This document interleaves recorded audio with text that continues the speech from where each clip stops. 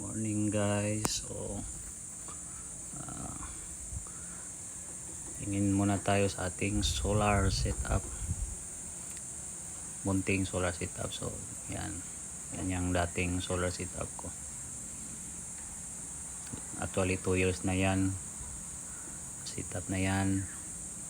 So tingin muna tayo guys. Then yan, tagal yan, 5 years na yun. Then ito tayo sa yan, tingin muna tayo sa ating solar setup.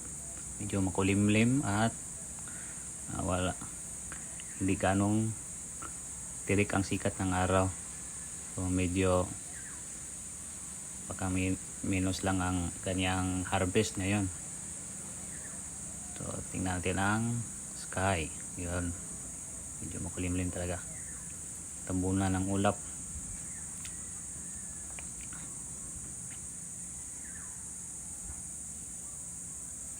Ito ang una kong setup na solar. So okay lang naman siya, gumagana pa rin hanggang ngayon. May mga sikan, mga use di dahil yan. Yan yung bago ko, grow watt. So pukpukin para umilaw ang LCD. So tingin tayo anong harvest, kanong harvest niya ngayon. Ayan, for 27 watts. So medyo konti lang. Yan, medyo malumi ang wiring. Then tingin tayo sa ating yan panel board.